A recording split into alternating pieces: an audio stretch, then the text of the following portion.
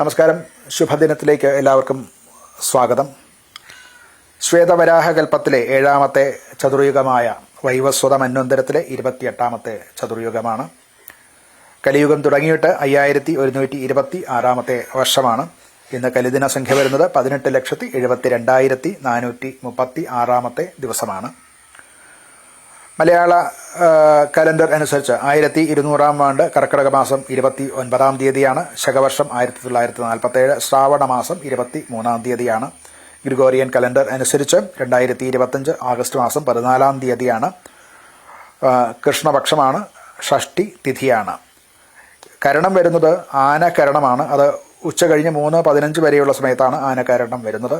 നിത്യയോഗം വരുന്നത് ശൂലനാമ നിത്യയോഗമാണ്. അത് 3:11 വരെ, ഉച്ചകഴിഞ്ഞ് 3:11 വരെയുള്ള സമയത്താണ്. നാൾ വരുന്നത് രേവതി നക്ഷത്രമാണ്. രാവിലെ 9:05 വരെയുള്ള സമയത്താണ് രേവതി നക്ഷത്രം വരുന്നത്.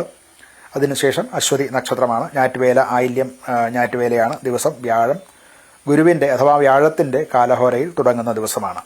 ഇന്ന് ഉദയം സംഭവിക്കുന്നത് രാവിലെ 6:18:47 ഉദയം സംഭവിക്കുന്നു. വൈകിട്ട് 6:38:19 അസ്തമയം സംഭവിക്കുന്നു. ഇത് മധ്യ കേരളത്തിലേതാണ് ഈ ഉദയാസ്തമയങ്ങൾ പറഞ്ഞിട്ടുള്ളത്. ദിനമാനം വരുന്നത് 12 മണിക്കൂർ 19 മിനിറ്റ് 32 ആണ്. പകലിന്റെ ദൈർഘ്യമാണ് ദിനമാനം. അത് ക്രമേണ കുറഞ്ഞുകൊണ്ടിരിക്കുന്നതായിട്ട് നമുക്ക് കാണാം. അടുത്ത വിഷു വരെയുള്ള സമയത്ത് ഇത് ക്രമേണ കുറഞ്ഞ് രാത്രിയും പകലും ഒരേപോലെ 12 മണിക്കൂർ വരെ ആകുന്നതുവരെ ഇത് ഇങ്ങനെ തുറന്നുകൊണ്ടിരിക്കും. ദോഷകാലങ്ങളാകുന്ന രാഹുകാലം, ഗുളികകാലം, യമകണ്ടകകാലം. ഇതിൽ രാഹുകാലം വരുന്നത് ഉച്ചയ്ക്ക് 2:01 തുടങ്ങി 3:33 വരെയുള്ള സമയത്താണ്. ഗുളികകാലം രാവിലെ 9:23 തുടങ്ങി 10:56 വരെയുള്ള സമയത്താണ്. യമകണ്ടകകാലം സംഭവിക്കുന്നത് രാവിലെ 6:18 തുടങ്ങിയിട്ട് 7:51 വരെയുള്ള സമയത്താണ്. ഈ 3 കാലങ്ങളും പൊതുവെ വർജ്യകാലങ്ങളാണ്. ആ സമയത്ത് യാത്ര തുടങ്ങുക, പ്രധാനപ്പെട്ട കാര്യങ്ങൾക്ക് തുടക്കം ഇടാതിരിക്കുക, ഇതൊക്കെ ശ്രദ്ധിക്കേണ്ട കാര്യങ്ങളാണ്. ഇന്ന് ചന്ദ്രാഷ്ടമം വരുന്നത് ചിങ്ങക്കൂറുകാർക്കാണ്. മകം, പൂരം, ഉത്രം എന്നീ നാളുകാർക്കാണ് ഇന്ന് ചന്ദ്രൻ അഷ്ടമത്തിൽ 8ാം ഭാവത്തിൽ വരുന്നത്. ഇന്നേ ദിവസം ഈ പറയുന്ന നാളുകാർക്ക് അനുകൂലമായിട്ടുള്ള ദിവസമല്ല.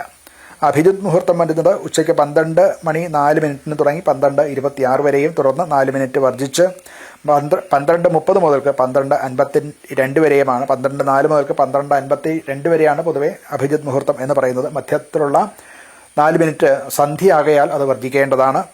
മറ്റ് മുഹൂർത്തങ്ങളില്ലാതെ വന്നാൽ ഈ അഭിജിത് മുഹൂർത്തം ഒരു സുമുഹൂർത്തമായിട്ട് എടുക്കാം എന്ന് ആചാര്യവിധിയുള്ളതാണ്. ഇന്ന് നക്ഷത്രം ഉദയത്തിന് വരുന്നത് രേവതി നക്ഷത്രമാണ്. വിവാഹം, അതുപോലെ വ്രതാരംഭം, ഗൃഹം, ക്ഷേത്രം മുതലായിട്ടുള്ളവ നിർമ്മിക്കുക, പുതിയ ഭൂഷണങ്ങൾ ഉണ്ടാക്കുക, ഇതിനൊക്കെ അനുകൂലമായിട്ടുള്ള ദിവസമാണ്.